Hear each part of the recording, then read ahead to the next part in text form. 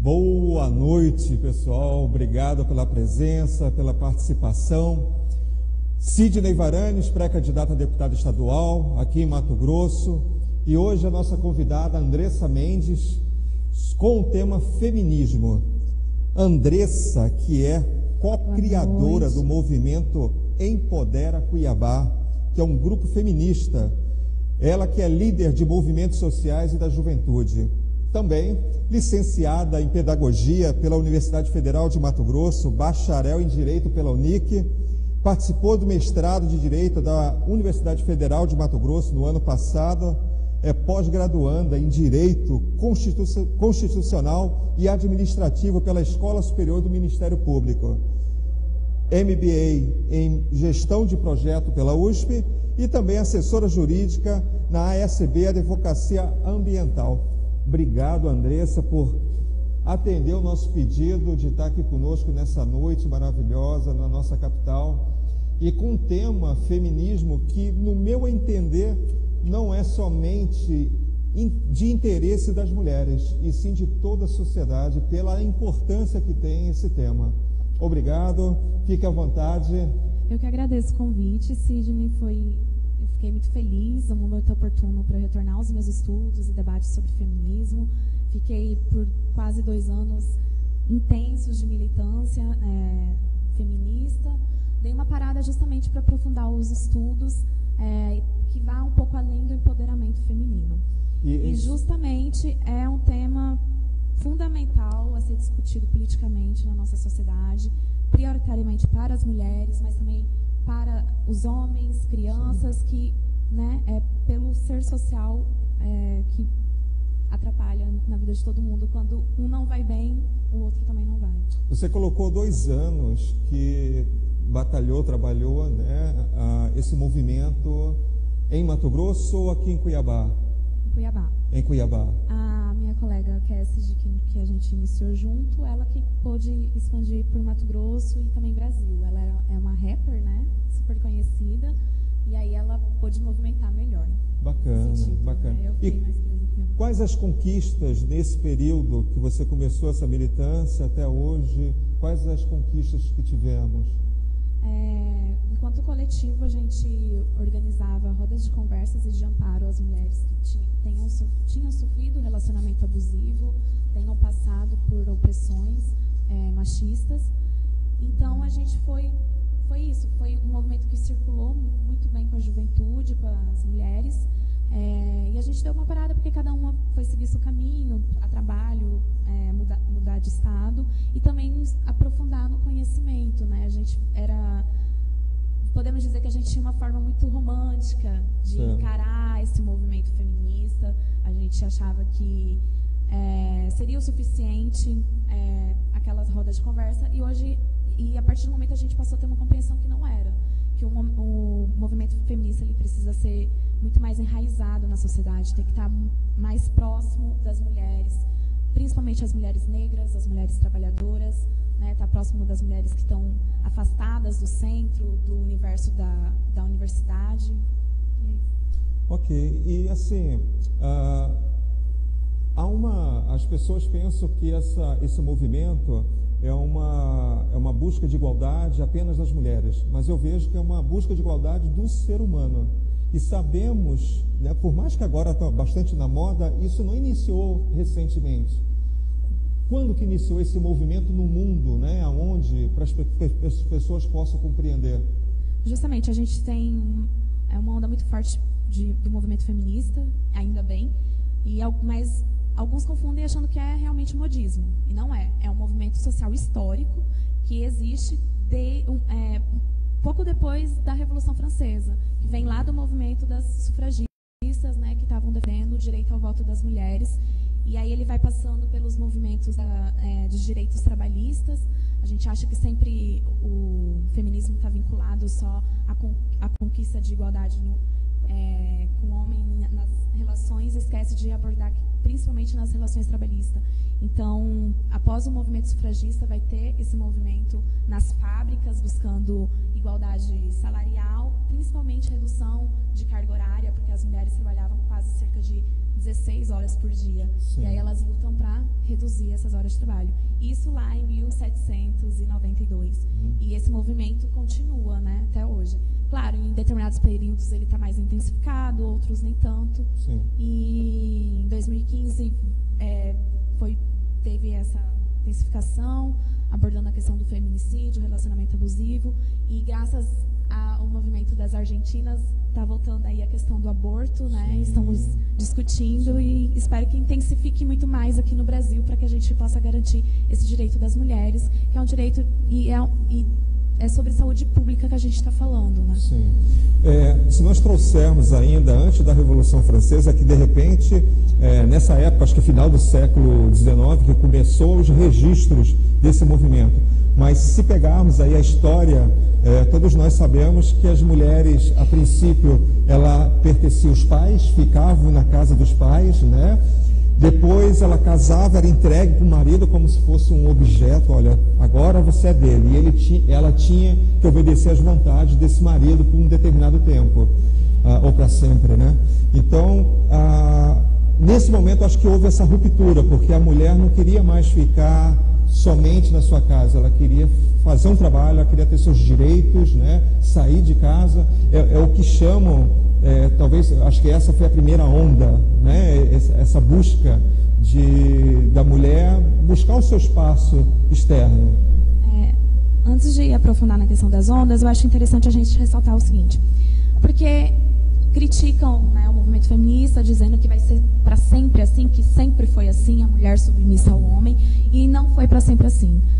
Passou a mulher ser submissa ao homem, sofrer opressão, repressão, quando a sociedade inicia, quando passa a ser capitalista, patriarcal, de propriedade privada. Então, os homens, né, com essa força, eles passam a ver a mulher como propriedade privada. Sim. E aí ele tem a propriedade da mulher esposa para gerar filhos, herança, herdeiros, e tem a mulher como objeto sexual para satisfazer os seus prazeres. E em longos tempos, e isso existe até hoje, né? A gente acha que ficou e não, hoje tem pesquisas que homens têm parceiro, tem 7 parceiras, e tudo dentro disso, como propriedade, como um objeto. Então, essa onda das mulheres saírem de casa e trabalhar foi um grande movimento, só que ainda assim prova que não basta, porque elas enfrentaram o primeiro problema de ser submissa aos pais, aos maridos, e depois passam a enfrentar, a ser submissa a um trabalho totalmente exploratório.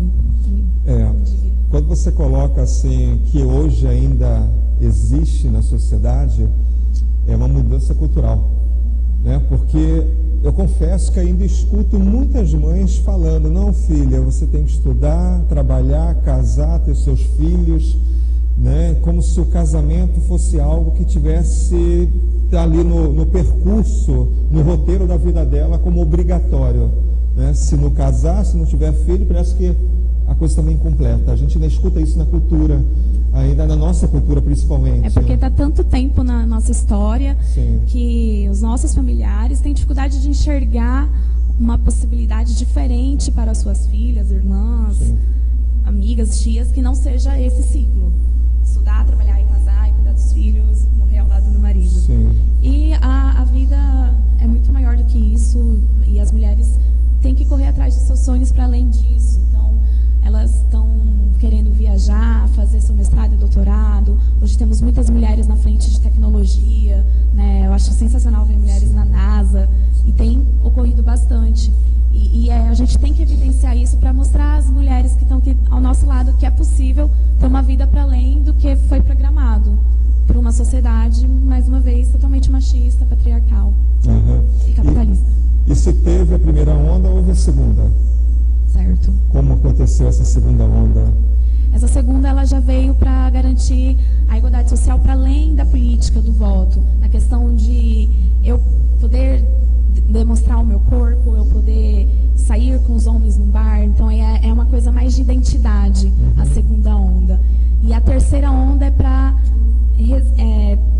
tentar restaurar as falhas da primeira e da segunda onda. Sim. Então, a terceira onda vem com debates mais fortes e diretos, que é, por exemplo, a questão do aborto. Apesar que o aborto, por exemplo, o divórcio, né, não se dá somente na terceira onda.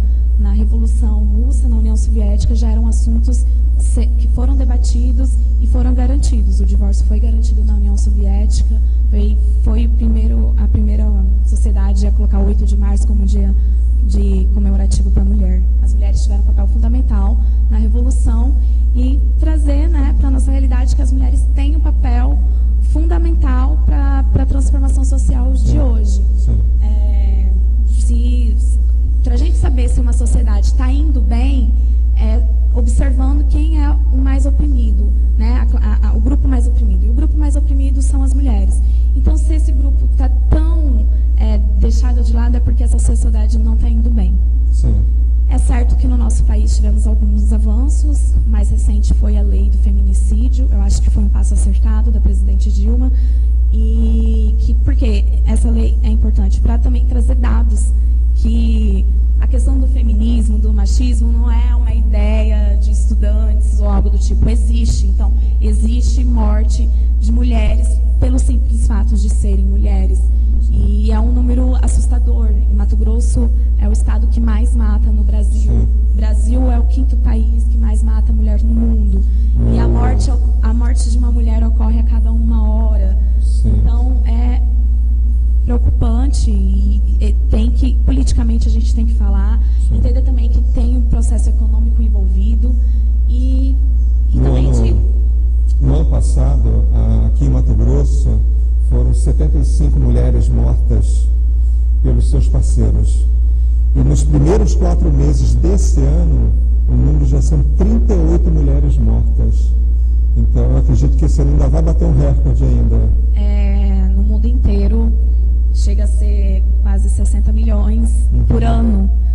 E a cada 10 anos aumenta 6 milhões. Então tem algo que não está dando certo. Sim. E a gente tem que debater o que não está dando certo, por que não está dando certo. Sim. Porque é um assunto que a população tem conhecimento, de certo modo, ainda que de senso comum. E eu acho importante, inclusive eu aceitei o convite, mesmo não fazendo mais parte do seu partido, porque isso tem que ser levado cada vez mais para frente, de forma crítica, não só do senso comum. Sim. E voltando à pergunta, eu até assim, você falou do divórcio, né? Bom, eu tenho acho que o dobro da sua idade e na minha época eu ouvia muito falar em desquite. Meus pais, eu tinha 9 anos quando meus pais se separaram. E aí que nós viemos do Rio de Janeiro aqui para Cuiabá, para Mato Grosso. E eu lembro muito bem, qualquer coisa errada, mas você é filho de uma mulher desquitada. Isso era um preconceito. Eu lembro disso na minha cabeça, as pessoas culpabilizava logo a mulher. Exatamente. Não culpabilizava seu pai. Não, era questão sempre cai exatamente dela, né? E aí eu comecei a pesquisar isso hoje, né, com toda essa liberdade, essa igualdade que, de um certo grau, é muito diferente do que foi eu estou falando aí, eu vim para cá em 79, né, anos 80, então ali no ano de 80, 81, 82, eu vi muito isso. E hoje eu comecei a buscar os números, porque não se fala mais de desquite, né, só antigo como eu, mas se fala divórcio, como você bem disse. E hoje, atualmente, 75% dos pedidos de divórcios são pedidos pelas mulheres. Olha que engraçado.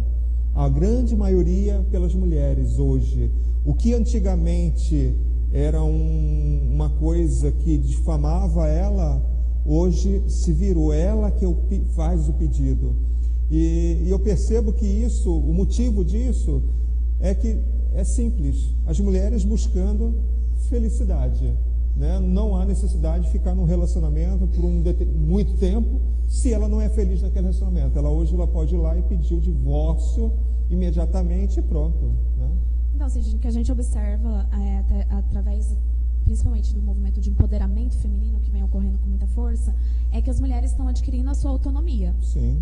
Então, elas sofrem, e a gente não pode, ainda que elas estejam buscando o divórcio, e que bom se elas estão compreendendo que não estão felizes, estão buscando essa liberdade, independente do preconceito que vai sofrer, a gente não pode esquecer da violência que ocorre em cima dessas mulheres. Então, há um número alto de divórcio feito pelas mulheres, mas há um número mais significativo das mulheres que ainda mantêm um relacionamento e são agredidas. Então, realmente, precisamos reconhecer que passos importantes estão sendo dados, as mulheres estão buscando a sua autonomia, né? A gente hoje tem várias mulheres, por exemplo, puxando para a área do trabalho, mulheres à frente de comércio, sendo empreendedoras, mas que isso ainda é um pouco significativo diante do machismo que elas sofrem, que a gente sofre. Sim.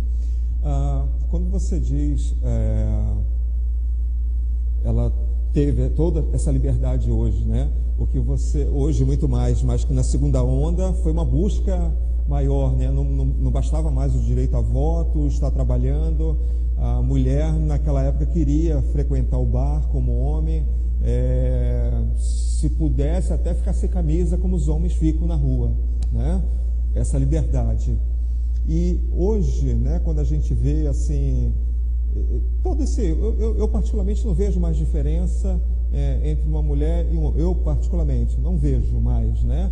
Mas esse fato de eu não ver essa diferença quer dizer que também eu participo do movimento feminista? É possível o homem participar de um movimento feminista? Eu nunca me declarei isso, mas o que eu vou percebendo, o que eu vou ouvindo, me parece que eu faço parte do movimento, mas eu sou um homem. O movimento feminista, a gente tem vários termos, mas no caso, assim, dentro da minha linha, eu não acredito que existe homem feminista. A gente pode ter homens que vão se solidarizar com as nossas lutas, certo. Mas isso não quer dizer que eles sejam feministas. E o fato de você não perceber, talvez, a disparidade, ainda diferenças que existem, é justamente porque o machismo está tão enraizado que ele cega a gente. Então, o simples fato, não, tem mulher que já está ganhando mais do que homem. Não existe machismo. Existe. O machismo ele existe de uma forma muito sutil. E eu estive pesquisando, e as formas sutis que existe o machismo, a gente pode perceber no debate que ocorreu com a Manuela Dávila na Rede Viva, sim, que ela foi interrompida mais de 60 vezes. Se você pega o debate do Ciro Gomes, ele foi interrompido, parece que 20 vezes. Então, você percebe um machismo sutil. A gente percebe machismo também sutil na forma, no trabalho ou na academia, quando uma mulher quer falar algo, o homem vai e explica como se ela não soubesse daquilo, ou quando uma mulher mostra um projeto e o homem aproveita desse projeto e ele que ganha nome em cima do projeto feito pela mulher. Há também o machismo sutil na questão da psicologia emocional da mulher, na manipulação. Então, o machismo ele existe, continua sendo velado, e a gente tem que continuar lutando, porque ele ocorre, né? A gente não percebe, por exemplo, talvez esteja mais assim, as pessoas, por estar tão divulgado, né? Os homens talvez estejam se segurando mais, mas isso não quer dizer que o machismo tenha acabado. E isso ocorre não só para quem não tem conhecimento. A gente vai encarar dentro dos movimentos de militância machismo com os camaradas, com os companheiros. E é por isso que a gente tem que continuar lutando. É uma luta incansável. E aí é o que eu falo, a gente só vai realmente conseguir, na minha opinião, e da linha que eu sigo, conseguir encontrar essa igualdade entre homens e mulheres numa sociedade diferente. Ao meu ver, numa sociedade onde o capital manda nas relações humanas, que tudo é uma propriedade, e ainda assim o patriarcado é muito forte, não vai ocorrer. Ao meu ver, só pode ocorrer uma transformação de fato social, de igualdade entre homens e mulheres, com uma sociedade socialista. Socialista. Isso aí era a gente podia marcar um novo debate sobre isso, né? Mas assim, eu li um pouco que nessa terceira onda que iniciou, vocês chamam de vertentes.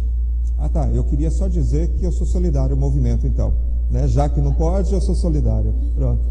Né? Eu acredito muito que necessita, sim, essa igualdade. tanto na política como em todo, até que já quero chamar a atenção. Casa também, viu? Em casa, claro. Hoje, dentro do processo político, há necessidade, o TRE coloca que tem que ter uma igualdade de gênero, né, de 70 por 30. Pode ser 70% de mulheres e 30% de homens. Já não é igualdade. Se fosse então, igualdade forte, seria 50-50. Eu faço parte da direção estadual da rede aqui em Mato Grosso.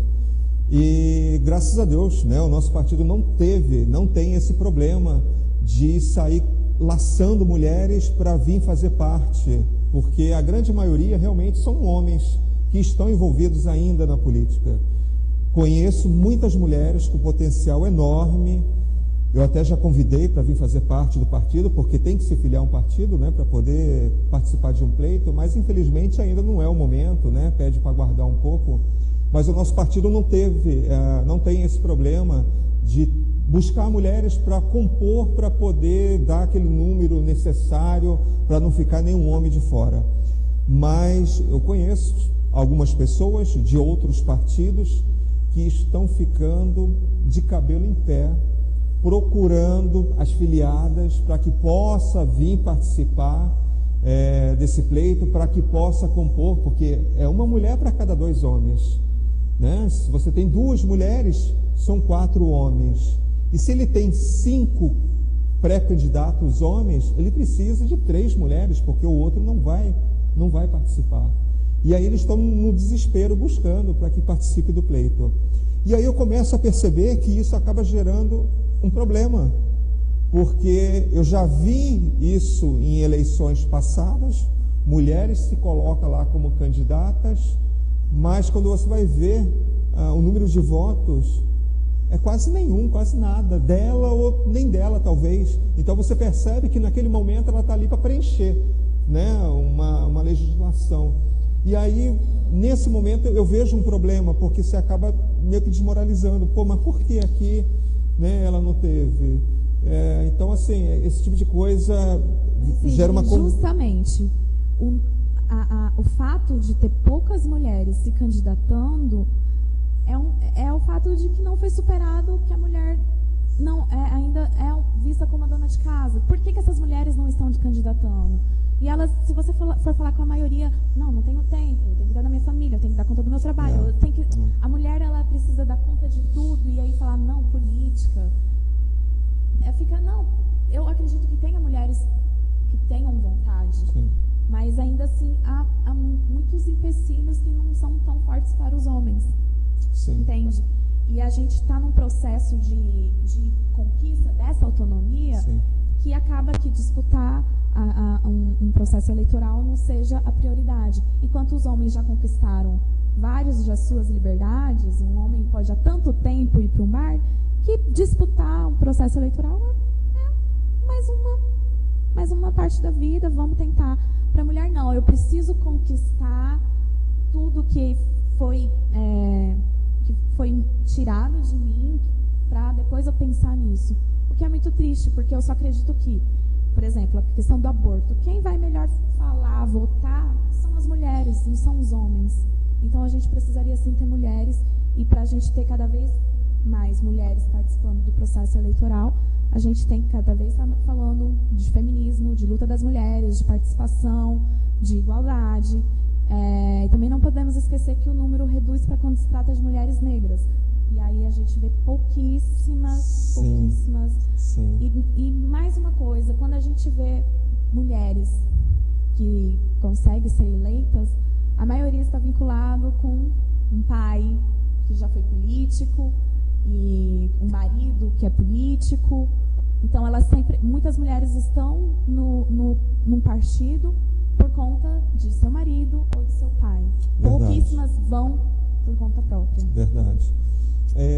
Você disse sobre as mulheres negras. É uma percepção minha, mas parece que o feminismo das mulheres brancas busca uma igualdade com os homens. E as mulheres negras tentam buscar uma igualdade com as mulheres brancas, no mínimo. É o que eu percebo dos movimentos. E isso só ocorre por conta da realidade social. as mulheres negras sofrem incontavelmente mais do que as mulheres brancas, né? As mulheres negras ficaram 1,5 séculos escravas, né? Sendo objeto sexual do seu senhor, sendo a que vai ter o filho para sinhar, a que vai ser a amiga da sinhá. Então elas ficaram 1,5 séculos sendo escravas, e essa escravidão, né, assim, materialmente falando, mas ela existe ainda, porque se você buscar, as maiorias das empregadas são negras, nas universidades há poucas negras. Então existe e as mulheres negras são a maioria no nosso país, mas elas são silenciadas. Então eu acredito que é fundamental ter um movimento feminista antirracista.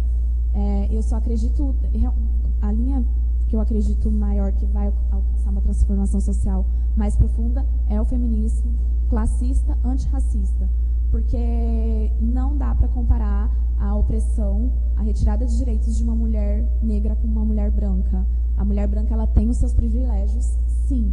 A mulher branca, ela não vai sofrer tanto abuso quanto a mulher negra. A mulher negra sofre muito mais abuso, é bem mais violentada. 70% dos homicídios que ocorrem, 68%, perdão, dos homicídios que ocorrem são de mulheres negras, né, quando está dentro dos homicídios contra mulheres, são de negras.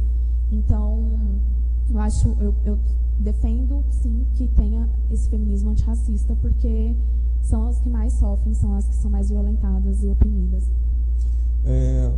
Falando um pouco dessas vertentes, como que é hoje, como que é dividido, né? Existe movimentos feministas, quais são esses tipos de vertentes dentro do movimento feminista, né? Acho que essa é a pergunta correta. A gente tem os mais clássicos, que são liberal, radical e interseccional, que o liberal basicamente vai tratar de igualdade no sentido de ter o mesmo salário, de ter as mesmas oportunidades. Sim. O radical vai tratar da mulher construir a sua história, escrever a sua história, estar à frente e radicalizar mesmo, não contar, por exemplo, com os homens para isso como transformação social. Já a interseccional vai compreender que é importante ter o homem solidarizando a luta, mas Sim. ele não é o protagonista. O homem não pode protagonizar essa luta, respeitando o lugar de fala da mulher.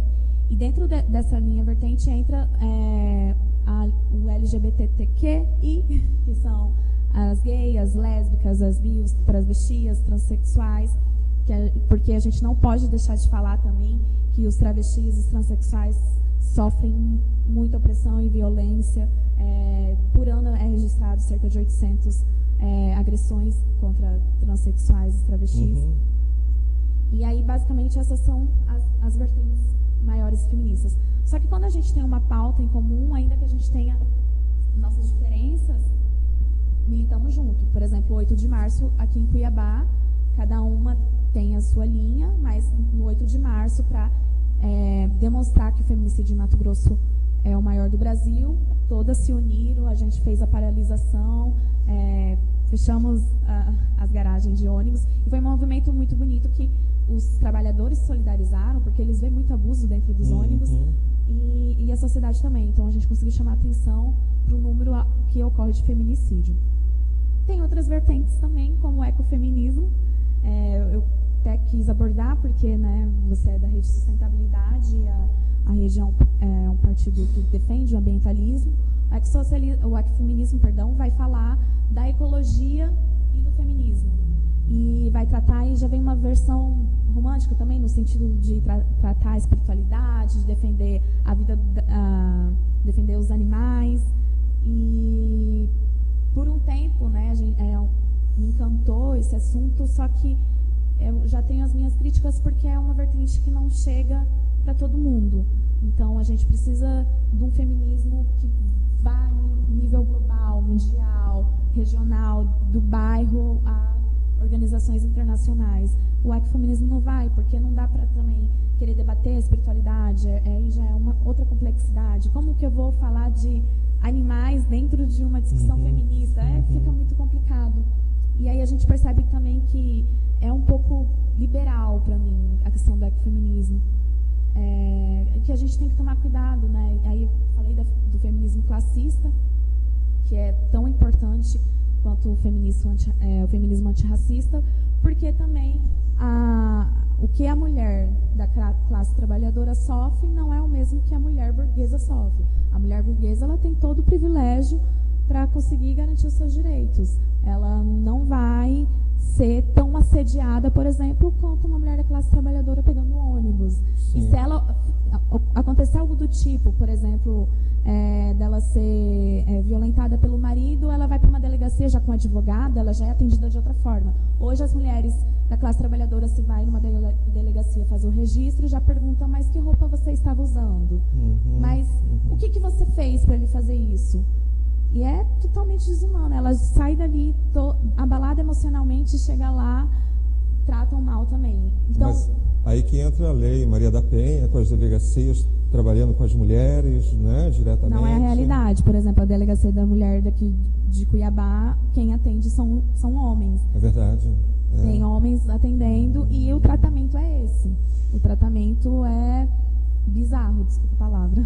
Falando na lei Maria da Penha, acho que deve ter uns 12 anos, né, que foi implantada, e ela trouxe à tona a realidade, né, do que realmente existe, né? Os números mostram ali um absurdo que acontece. Eu até peguei aqui uma informação que vem do Tribunal de Justiça, é um ranking de todos os estados do país, e o nosso estado, Mato Grosso, está na posição 2. É o segundo estado com maior número de processos referente à violência doméstica. A cada 1.000 mulheres, 27,2 estão sofrendo violência doméstica. Então, o número de processos só perde para Mato Grosso do Sul. E aí, claro, Mato Grosso do Sul, Mato Grosso, e o estado que está com o menor número é o Rio Grande do Sul, com 0,2. Olha como a distorção é muito grande. Então, assim, aqui eu quero chamar a atenção ao judiciário, que não tem muita coisa para ser feita, e talvez falte um pouco uma legislação mais dura nesse sentido. A gente está no estado onde a questão agrária é muito forte e isso envolve um machismo muito mais forte. Então, a gente percebe o formato de política do Rio Grande do Sul é muito diferente de Mato Grosso. O Rio Grande do Sul realmente está avançado em várias questões, principalmente jurídica. Então, eles fazem realmente, eles abordam esse assunto normalmente. Aqui em Cuiabá a gente vai ver abordar esse assunto no 8 de março. Cuiabá, o cenário Mato Grosso parece lembrar da mulher no 8 de março. Não, é um assunto que tem que ser debatido diariamente. Diário. E o Rio Grande do Sul ele é muito avançado nisso, né? Eles trabalham muito com políticas públicas para mulheres. Eles pensam desde a questão do ônibus rodar até mais tarde, a cidade ser totalmente iluminada. Aqui a gente fala a todo momento que precisa de urbanização sem pensar o porquê dessa urbanização. E aí é interessante, na sustentabilidade a gente defende isso, pela integração de assuntos. Sim. Então, se eu tenho uma cidade urbanizada, iluminada, com ônibus, com câmera, eu acredito sim que a violência, o assédio e a violência na rua vai diminuir. Se eu tenho um estado onde tenha mais de uma delegacia da mulher, onde ser atendido pelas mulheres, elas vão sentir mais a vontade de ir lá denunciar, porque ocorre que muita gente não denuncia. Se os números são assustadores são porque denunciam. Imagina o que a gente não sabe, porque não foi denunciado. Verdade, é sério. E mais sério ainda é o fato da delegacia para as mulheres aqui na capital estar sendo atendida por homens. Né? Eu acho que nossas autoridades... E também tem a questão que ela não atende 24 horas, tem determinado horário. Então pode ser que esse número seja bem maior. Pode ser não, com certeza absoluta é bem maior. Né? Bom, nós colocamos, né, devido ao debate do tema passado, as pessoas começaram a procurar pelo WhatsApp, e hoje eu tenho uma pessoa Caroline Varanes, minha filha, está ali sentada, me ajudando, monitorando. Surpresa. Isso, monitorando as redes sociais. E, Carol, temos já alguma pergunta aí nos nossos... Não, pode entregar para quê? Ah, ok. Ela não quer aparecer, mas... Nossa, temos 2 perguntas. Vamos lá, vou pegar a primeira aqui. Qual o grau de responsabilidade de uma mulher numa situação que ela sofre? Qual o grau de responsabilidade? Aqui está Lu de Cuiabá. Eu não sei se é se é Lu homem, se é Lu mulher, né? Mas qual o grau de responsabilidade de uma mulher numa situação que ela sofre? Bom, aí eu acho que entrou bem esse primeiro assunto. Pode responder, sim. Eu acho que não existe um grau de responsabilidade pelo que ela sofre. A mulher já sofre e a gente vai culpabilizá-la, vai dar uma... Olha, você está sofrendo isso porque você é responsável por qual motivo? Tá. Você é responsável por apanhar porque você, sei lá, traiu o seu marido? Não, ele não tem que te bater. Né? Se não concorda, você para. Você é responsável porque você foi assediada na rua por sua roupa. O homem não tem que assediar a mulher. Então, ela não tem culpa. E nos casos, por exemplo, quando não ocorre denúncia, vamos culpabilizar essa mulher porque ela não foi lá e denunciou. Não, a gente não pode culpabilizar essa mulher porque ela já sofre tanto e ir lá falar. Muitas mulheres têm vergonha. E até nós, feministas, a gente, quando acontece uma situação extremamente machista, a gente fica, às vezes, tão constrangida que a gente não sabe reagir. E isso é porque a gente tem um conhecimento. Imagina quem não tem. Então, para mim, não tem sentido algum responsabilizar a mulher por algo que ela sofra. Bom, eu fiz uma interpretação da pergunta um pouco diferente, né? Os números dizem que a cada 15 segundos uma mulher é violentada no Brasil, a cada 15 segundos. E quase 65% quando ela não denuncia o seu parceiro, quase 65% o parceiro volta a agredi-la. Então, nessa pergunta da responsabilidade, no meu entender, eu penso que a mulher é responsável caso ela não denuncie. Porque se ela denunciar, essa agressão pode parar. Se ela não denunciar, existe 65% de chance de ela ser agredida novamente. Então, se a pergunta for nesse sentido,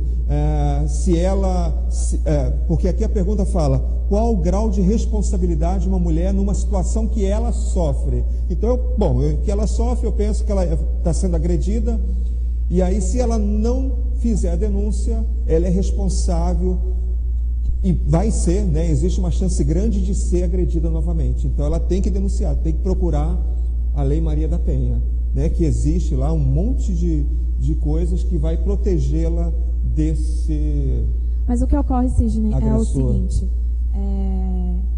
a gente vem de uma sociedade que cria uma ilusão acima do casamento, do amor.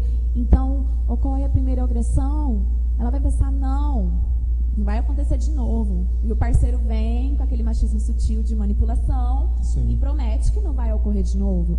E aí vamos colocar que ela tem filhos, que ela acredita que não, podemos tentar, tá doendo, mas não, é o amor da minha vida, eu vou tentar. Ela geralmente, realmente não vai acontecer na primeira agressão a denúncia. E isso não é culpa dela, é culpa dessa sociedade machista histórica, sabe? Tá tão enraizado que ainda que ela tenha conhecimento, igual acontece de ter várias novelas abordando esse assunto, sim, e elas se revoltam, mas ela acredita, igual a última novela que teve, mostrou o homem que agredia a mulher, a Clara, né, que ficou muito famosa, mas no final a novela colocou ele como bonzinho e tinha mulher torcendo para eles voltarem. Para mim é inadmissível. Sim, verdade. Para mim é inadmissível, mas não porque eu tenho conhecimento, eu tenho que considerar que é inadmissível que eu vou responsabilizar essa mulher, porque está muito enraizado. E se acredita muito na questão do perdão, realmente deveria ocorrer a denúncia na primeira agressão. Mas isso não acontece porque as mulheres elas estão ainda muito ligadas a seus parceiros. Então, Andressa, eu compreendo, entendo o seu ponto de vista, mas o fato, né, porque o mundo está evoluindo e agora muito mais rápido. Se nós colocarmos, né, como eu coloquei, a Lei Maria da Penha trouxe números de tudo que é jeito. Então nós temos um raio-x da situação, que não seja ainda a ideal, 100%, mas traz um raio-x. E se continuarmos colocando que a culpa é da sociedade, da cultura, parari, parará, a coisa não evolui. Então, assim, no meu ponto de vista, eu acho que nós temos que encaminhar. Mas a gente está evoluindo, a gente está encaminhando. Eu estou assim... esses números ocorrem, mas a gente está encaminhando. Prova disso que a gente, do movimento feminista, também olha muito para as crianças. Sim. Porque da geração, por exemplo, da minha mãe para frente, a gente continua lutando, movimentando, dialogando, mas é um processo mais difícil de ser modificado. Porém, a gente já vem com o assunto feminista está tão permeado que a geração que está vindo agora já está bem mais empoderada. Sim. Então, eu tenho a minha irmã que, né, não sei do futuro, mas dificilmente ela, as amigas dela, a geração da turma dela, vai aceitar uma agressão física. Não vai. Não vai aceitar. Então, a gente tem que compreender esse processo histórico. E você disse que a Lei Maria da Penha, de qual ano? Me perdoa? 2003? Já deve ter uns 12 anos já. 12 anos. Isso. Parece ser muito tempo, mas é muito recente. Sim. É muito recente. Sim. A gente teve o divórcio pela primeira vez na União Soviética, que foi há quanto tempo? 100 anos atrás. E ainda hoje a gente encontra casais, famílias que acham um absurdo o divórcio. Imagina então a agressão que tomou conhecimento no Brasil há 12 anos. É recente, a gente está dando os passos. Mas eu não acho que a saída é responsabilizar a mulher por isso. A saída é evidenciar que ela está sendo agredida por conta do machismo do homem, por conta da sociedade.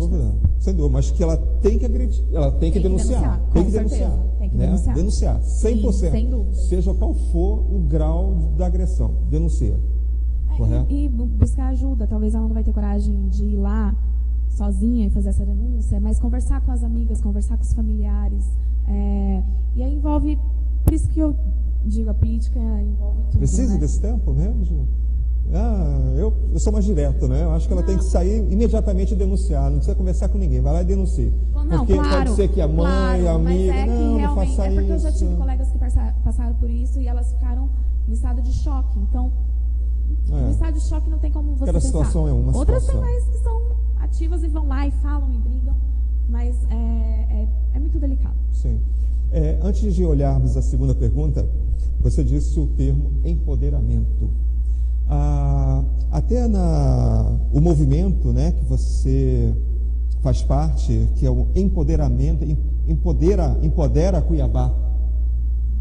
Um pouco para o público conhecer sobre empoderamento, o que é essa busca? Então, o empoderamento, ele é um fenômeno, um movimento de dar às mulheres justamente a autonomia, o poder delas encararem as situações machistas, os conflitos machistas que elas vão ter que encarar. Então é isso, é dar o poder à mulher, de por exemplo, as mulheres que são gordas ou as mulheres que tem, né, a sociedade constrói que a mulher negra de cabelo crespo não seja bonita.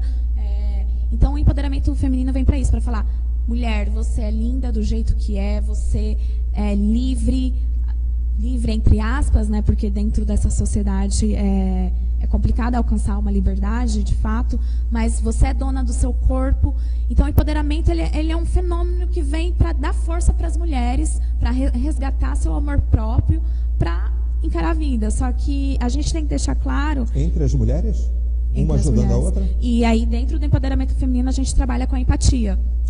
que é ter empatia com a mulher, não criar a questão de disputa, né? É comum os homens por muito tempo colocaram as mulheres contra a outra, e hoje a gente continua a observar mulheres contra a outra naturalmente, e a gente tem que compreender que não existe uma disputa, que a gente somos, né, do mesmo gênero, da mesma classe, então a gente tem que se unir e se empoderar, se unir, ter empatia, solidarizar, ajudar uma outra. Então, a nossa organização foi bacana por isso. Só que, socialmente falando, o empoderamento feminino não basta para transformar a sociedade. Ele é importante, eu visualizo enquanto fator individual. Sim.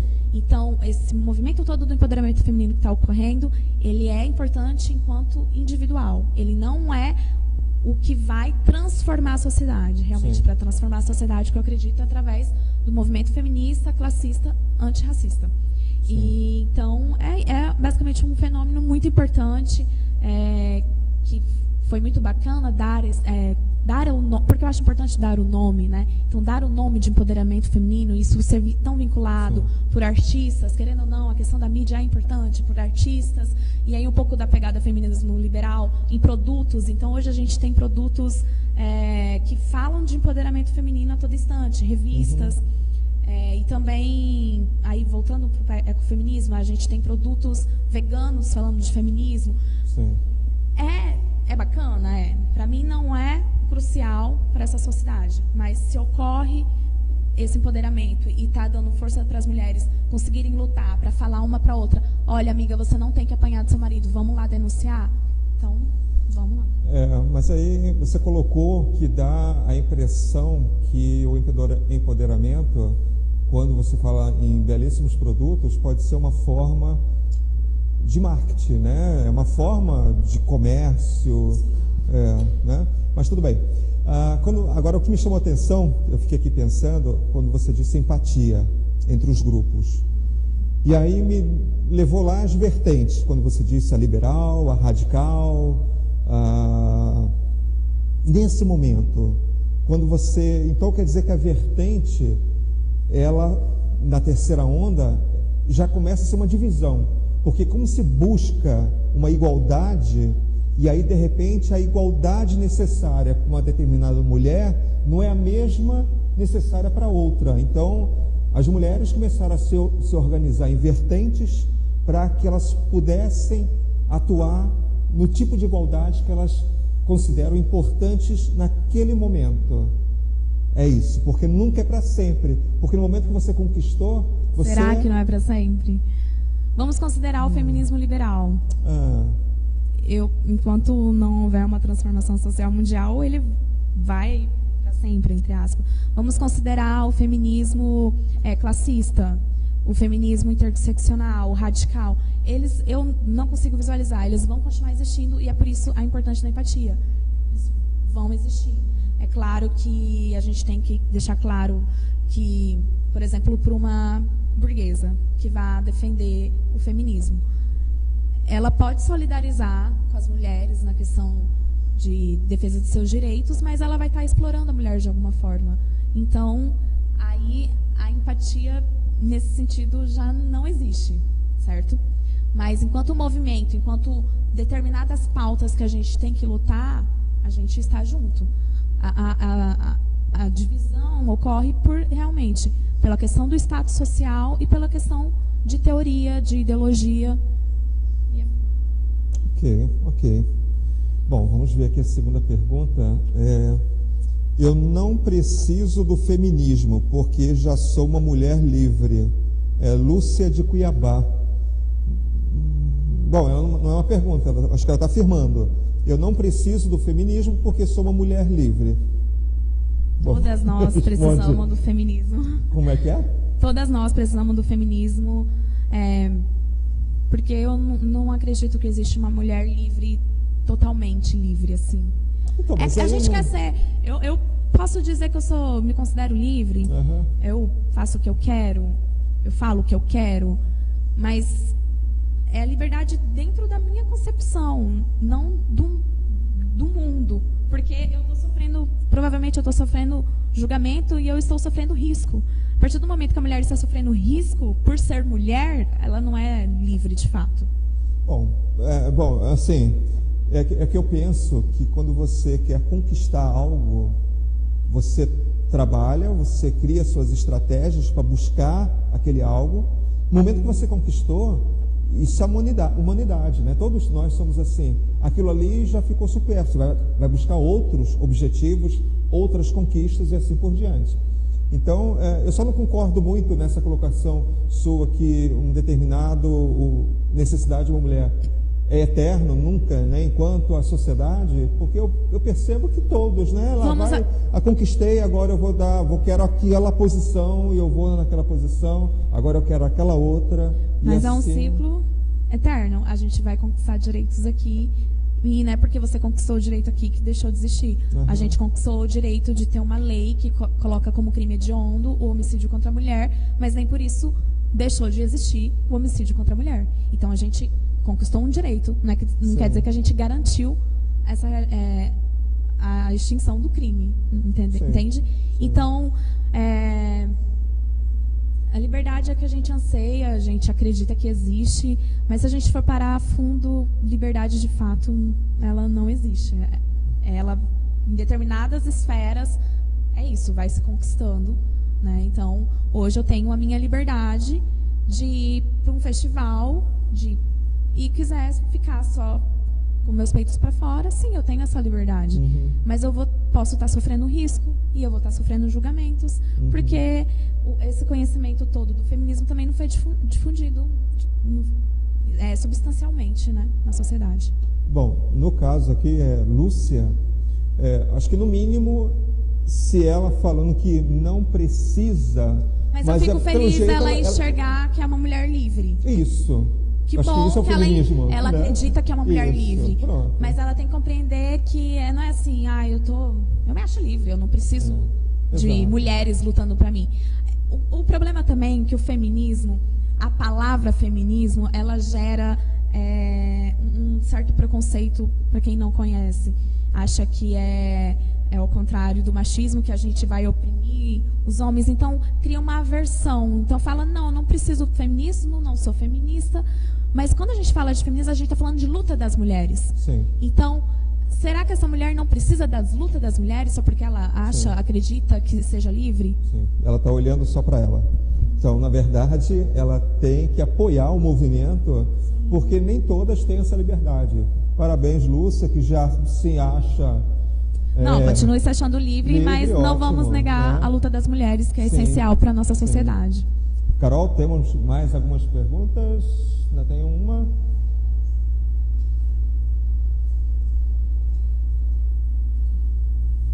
Ok. Vamos lá.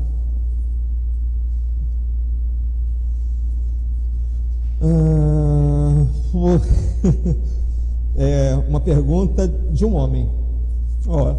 Muito bem. Haverá um debate sobre machismo? Bom, vamos lá. Como assim? Pedro Barra do Garças. Pedro, eu acho que a Andressa explicou, mas eu vou repetir. Feminismo não é o contrário de machismo. Femismo, machismo. Feminismo é outra coisa, tá? Então, e não tem nenhuma ideia de haver um debate sobre machismo.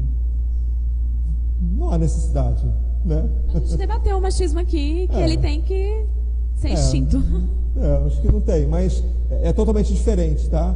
Machismo, feminismo. Feminismo é outra história.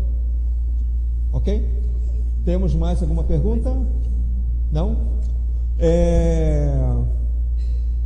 Eu queria dizer para a Andressa, para quem está nos assistindo, eu não sei se todos os homens vão concordar comigo, mas todo esse movimento, toda essa busca, essas conquistas, que eu vejo que são muitas em um curto tempo e serão muito maiores para frente das mulheres, é um alivio, pelo menos para mim, Sidney, homem, um alivio, porque Até há pouco tempo nós ouvíamos, víamos, e eu fui criado um pouco desta forma, que o homem não podia chorar em público, o homem não podia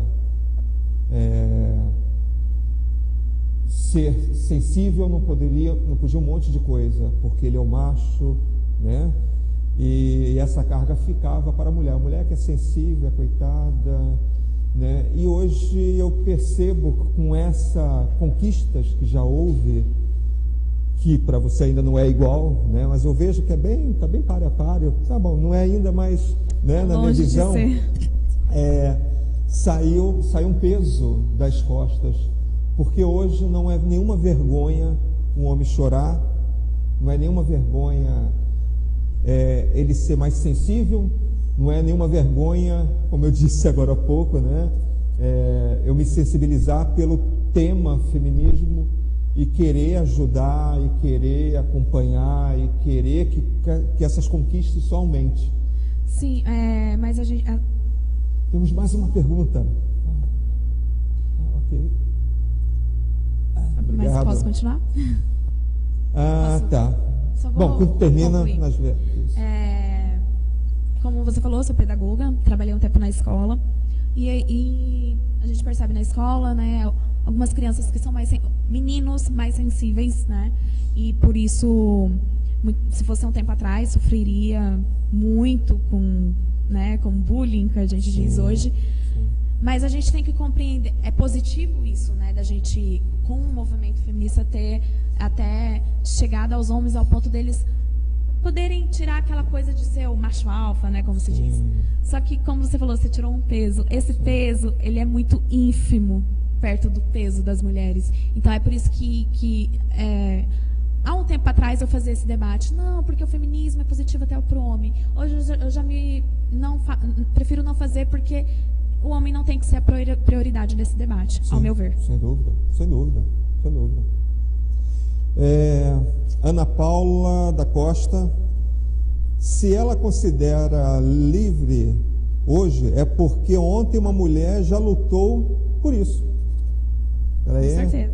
A Lúcia, é isso mesmo, para a Lúcia. É isso aí, Lúcia. Ana Paula. Grandes mulheres lutaram, morreram, né? Muitas mulheres morreram lutando por seus direitos, e a gente tem que evidenciar isso. Hoje, mulheres são perseguidas por seus direitos. Agora que eu estou um pouco afastada, mas eu sei que tem colegas militantes que são muito perseguidas mesmo, são desmoralizadas. A gente está acompanhando agora o movimento grevista estudantil da UFMT, e quem está tomando frente são mulheres, e ainda assim a gente percebe que colegas querem desmoralizar a luta delas porque são mulheres, entendeu? Então, realmente a gente tem que dar ênfase. As mulheres lutaram, conquistaram grandes transformações na nossa sociedade, no nosso país, no mundo inteiro, e morreram por isso. Então a gente não pode querer deixar a luta de mulheres de lado, não querer discutir, querer desmoralizar. Não, vamos falar, e não ter vergonha de falar que é feminista. Eu tenho muitas amigas que elas têm vergonha de falar que é feminista. Fale que é feminista, assim, não é uma coisa feia, é uma coisa muito bonita, é uma história muito bonita que vai dar continuidade. Então, se ela quer continuar sendo essa mulher livre, que os filhos delas possam ser livres, é através, com certeza, do movimento feminista que vai acontecer isso. Não só através dele. Né? Eu acredito que há um tripé aí para conseguir, e parte dele é o movimento feminista. No início, você disse que, eu até acompanhei no noticiário, que na Argentina, não sei se foi aprovado ou está sendo aprovado o aborto. Dia 5 vai para o Senado para ser aprovado. Vai para o Senado, a liberação do aborto. Descriminalização do aborto. No sentido, a campanha é anticoncepcional para prevenir e aborto legal para a mulher não morrer. Então, vai ocorrer uma descriminalização, o aborto vai passar a ser seguro, se for aprovado. E o que a gente tem que parabenizar nossas irmãs argentinas é porque elas vêm desde 2005 fazendo uma luta massiva a favor do aborto. Mas lá elas já tinham conquistado o direito, no caso de estupro, a fazer o aborto. Até 10º, 14 semanas, alguma coisa assim. No Brasil também isso já ocorre. Ok, não tinha essa informação. Agora, o interessante, não sei se o público sabe, que uma mulher a cada 5, isso em 2010, já fizeram aborto no Brasil. O aborto é uma realidade, ele existe, não é porque não está legalizado que ele não existe. E o que eu lamento muito é que as religiões são, né, o Brasil é um estado laico, mas ao mesmo tempo não é. Sim. A gente tem um congresso, como se dizem, boi, bala e Bíblia, sim, né? Sim. Então, eu acho muito complicado ver que um projeto possa passar pelo Congresso do jeito que esse Congresso está. Porém, na Argentina tem um Congresso também totalmente conservador, o sim, seu presidente é contra, sim, mas ainda assim o movimento é tão forte, a pressão social das mulheres está sendo tão forte que conseguiu passar pelo menos na Câmara dos Deputados. Sim. E com certeza é um vai ser aprovado tomara. Com certeza absoluta. E que isso possa ser um fomento para expandir nos outros países da América Latina. E porque a gente tem dados, né, em países que é legalizado o aborto, que diminuiu muito. Então, a gente tem um medo de legalizar e ter, né, vai todo mundo agora querer abortar. Pelo contrário, o que ocorre é que tem todo um acompanhamento, né? A gente tem um acompanhamento de profissionais da saúde, com psicólogo, com assistente, com educadores, que muitas mulheres, a partir do momento que tem esse amparo, elas decidem não abortar mais. Elas chegam querendo abortar, sim, com esse acompanhamento, elas decidem não abortar mais. Sim. E isso é fundamental porque a gente... Por que uma mulher quer abortar? O que faz ela querer abortar? Às vezes é pela liberdade, não é o momento, mas outras vezes é realmente por culpa do Estado e da sociedade. A pressão em cima de mulher é tão forte porque quando é jovem, nossa, é muito nova para engravidar. Quando é velha, nossa, você é muito velha para engravidar. Sim. E aí, quando você está na idade que é a idade fértil, né, que seria o momento ideal, não, mas agora que você vai iniciar, você está na faculdade, você vai engravidar? Não, agora você está começando as carreiras. Sim. Que horas que a gente vai engravidar? Não, a idade ideal para engravidar é com 30 anos, mas... Imagina, se já estiver formada, bem encaminhada... Não existe uma estabilidade ao certo para engravidar. Então, a gente não quer que a mulher aborte, mas também não quer que ela engravide. Querem o quê da mulher? É um peso muito forte. Então, sou totalmente a favor da descriminalização do aborto. Ele ocorre, as mulheres morrem. E aí, mais uma vez, as mulheres pobres e negras que sofrem mais ainda, porque é um aborto clandestino muito perigoso, arriscado, acabam morrendo, tendo infecções. Se ocorre alguma coisa e vai para o hospital, elas já saem de lá no carro da polícia. Imagina, ela já passou por aquele processo, descobrir a gravidez indesejada, às vezes o parceiro sumiu, aí ela no desespero aborta, já não está se sentindo bem, ainda vai presa como se fosse uma criminosa. A gente não pode ver a mulher que aborta como uma criminosa. Isso tem que ser totalmente superado, já era para ser superado há muito tempo. E encarar como saúde pública. Isso é uma questão de saúde pública das mulheres, para elas não morrerem e decidirem, ter a liberdade de escolher.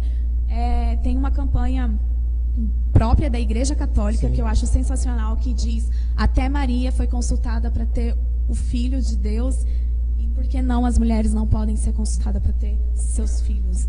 Então, é importante ver um grupo da igreja, né, apoiando. Basicamente. Bom, eu acho... Tem mais perguntas? Não? Não? Olha, foi um bate-papo muito bacana. Nós poderíamos continuar aqui sem nenhum problema. Aprendi muito com você. Obrigado mesmo. Tenho certeza... Espero que... eu topei o convite não para mudar a opinião de alguém, mas para incomodar. Eu acho que esse assunto tem que gerar um incômodo no outro, para as mulheres começarem a refletir, as que não se veem a favor desse movimento feminista, a começar a refletir e ver que tem razão. Parar para pensar na sua casa, ali, no meu trabalho eu fui assediada, no meu trabalho eu fui interrompida. Não, eu tinha total conhecimento do que eu estava falando, mas o meu colega veio falar que eu estava errado. Sabe esses pequenos detalhes, pensar, poxa, ocorre, sempre a gente vai conhecer alguém que foi morta. Então é realmente apoiar o movimento, fazer parte e lutar incansavelmente. Bacana. Obrigado, Andressa. Gostaria de pedir para o público que está nos acompanhando, se tiver algum tema que queira que vamos trazer para essa mesa, para uma discussão. Eu já dei um, agrotóxico. Agrotóxico, ela colocou, nós vamos organizar isso. Só escrever aqui embaixo, coloca o tema que gostaria que nós pudéssemos estar discutindo aqui. Aproveitar o convite para segunda-feira, às 18h18, nós estaremos fazendo um novo debate aqui com Jorge Ribeiro, que é um professor, ele é poeta, ele também é pré-candidato a deputado federal e mora em Rondonópolis. Nós vamos aproveitar a tecnologia, vamos fazer assim, eu aqui, estará presente também o nosso pré-candidato a governo do estado, Arthur Nogueira, também vai estar presente o nosso pré-candidato ao Senado, Sebastião Carlos. Nós três estaremos aqui e o Jorge Ribeiro vai estar lá em Rondonópolis e nós vamos fazer a tecnologia funcionar e vamos bater o papo sobre educação, tá? Andressa, muito obrigado mesmo pela sua participação, disponibilidade, vir esse tema magnífico, importante para todos. Vimos que homens também participaram, né?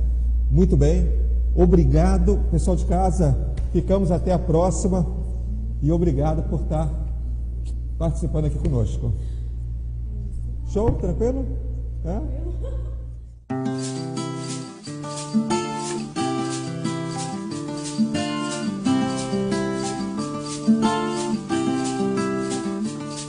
Sentindo o balanço na rede, no embalo das ondas indo mais além. Sentindo o balanço na rede, no embalo das ondas indo mais além. É gente que segue remando e cantando as voltas que o mundo tem.